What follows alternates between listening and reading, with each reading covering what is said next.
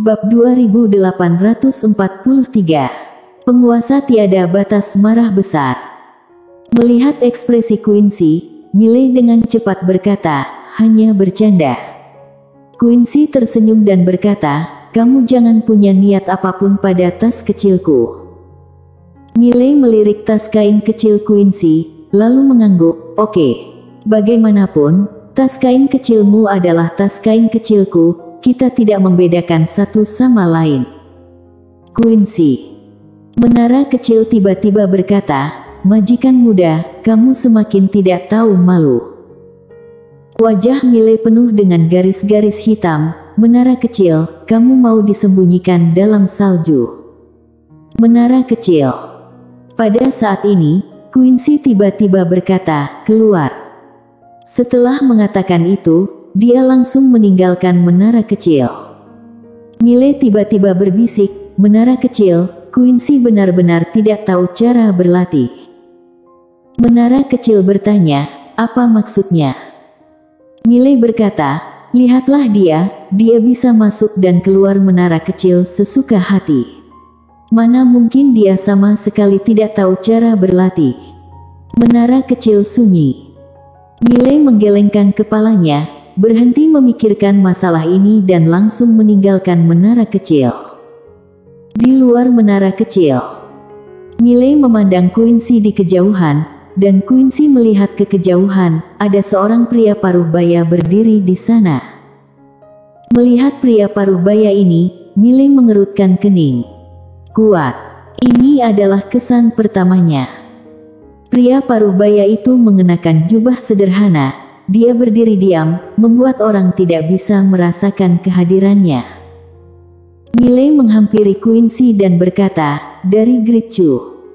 Quincy tersenyum dan berkata, "Pasti." Pada saat ini, pria paruh baya di kejauhan tiba-tiba berkata, "Ketua Pavilion Qin, Great Chu, kami tidak menyambut Pavilion Xianbao dan Akademi Guanxuan masuk ke Star Territory Across.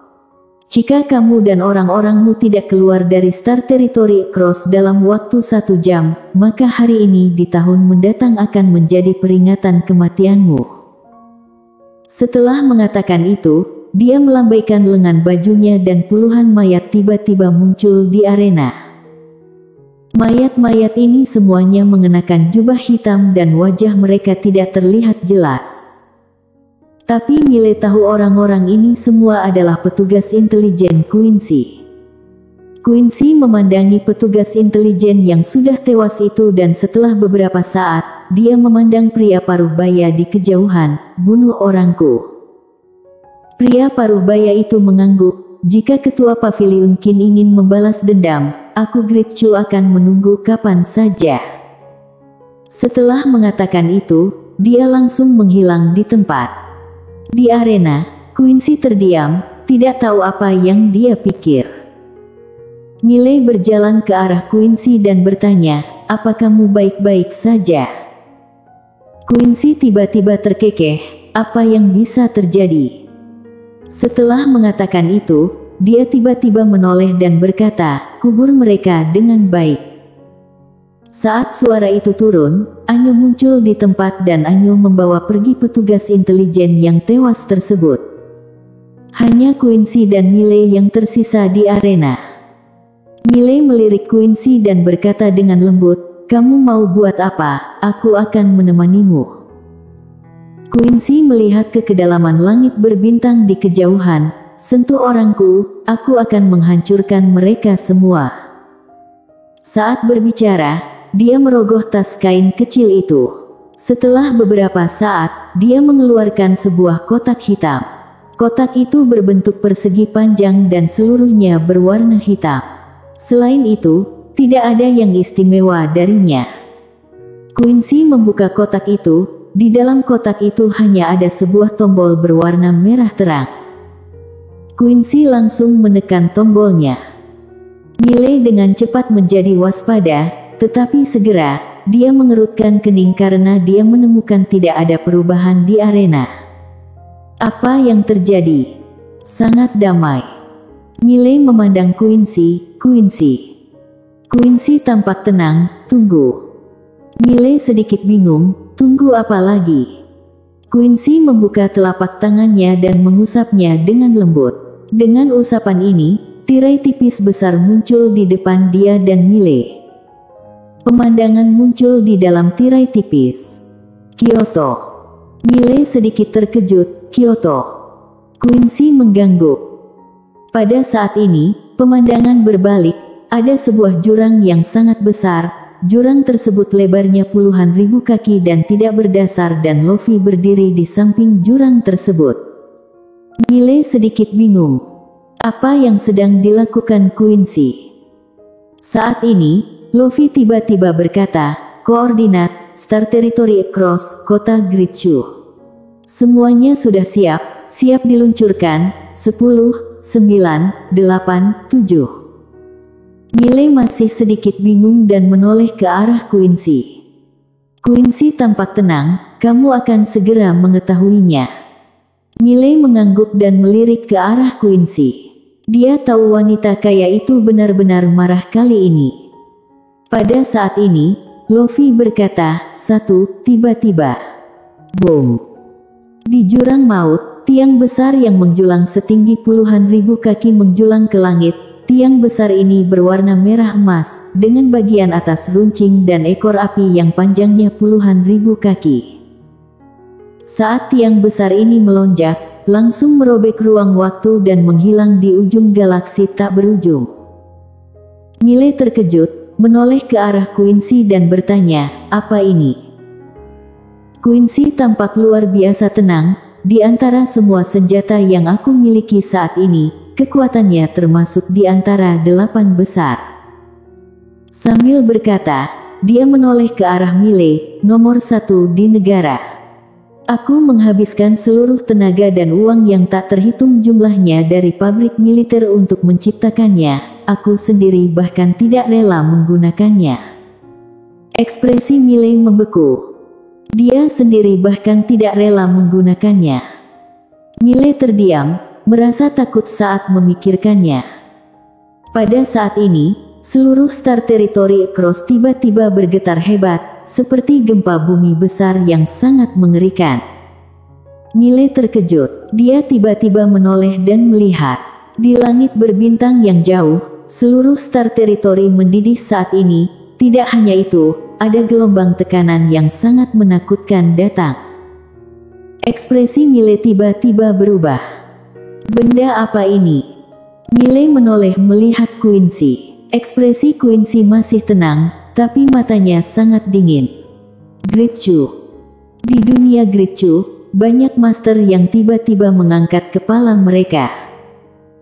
Pada saat ini, seorang pria paruh baya tiba-tiba muncul di langit di atas dunia Great Chu. Dia melihat ke kedalaman langit berbintang dan sepertinya melihat sesuatu. Pupil matanya tiba-tiba menyusut, aktifkan teknik formasi. Boom!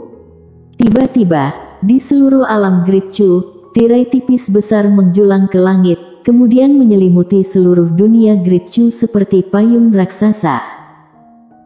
Saat ini, semua Master Great Chu tercengang, pilar api raksasa jatuh langsung ke bawah dari kedalaman langit berbintang. Sangat cepat. Saat semua orang melihatnya, itu sudah mengenai penghalang pertahanan di atas dunia Great Chu. Boom! Sebuah ledakan bergema di seluruh Star Territory Across. Di Star Territory Across, banyak sekali master yang menoleh untuk melihat dunia Great Chu, mata mereka penuh dengan ketakutan.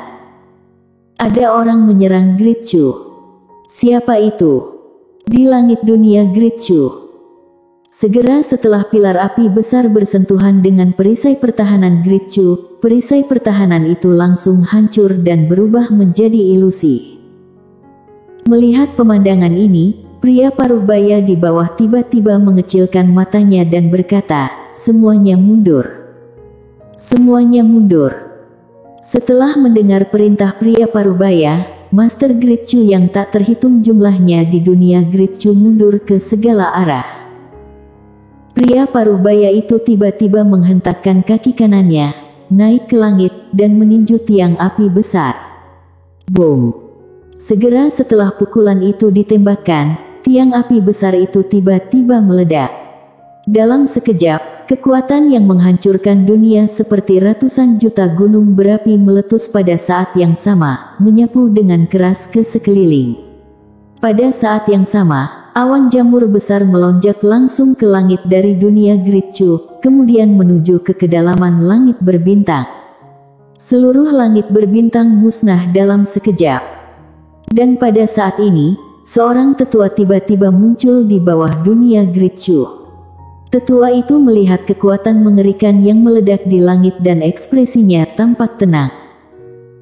Tiba-tiba, dia mengulurkan tangan kanannya ke kanan, lalu menjepitnya dengan lembut. Sehelai daun terbang di antara kedua jarinya. Saat berikutnya, dia membuka telapak tangannya dan daun itu langsung menjulang ke langit. Saat daun itu mencapai langit, langit tiba-tiba bergetar hebat. Boom!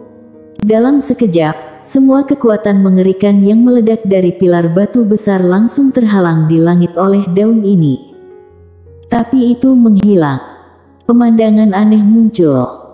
Di atas dedaunan, kekuatan mengerikan bergulung seperti ombak. Di bawah dedaunan, cuaca tenang dan semuanya normal. Bum-bum. Kekuatan mengerikan yang meledak dari pilar batu besar terus membombardir daun itu seperti gelombang, tapi daun itu tidak bergerak sama sekali. Di dunia Gritchu, semua master memandangi daun di langit, mata mereka penuh kegembiraan. Pada saat ini, tetua itu tiba-tiba membalikkan telapak tangannya dan daun itu berdiri langsung dari langit, menebas ke arah langit.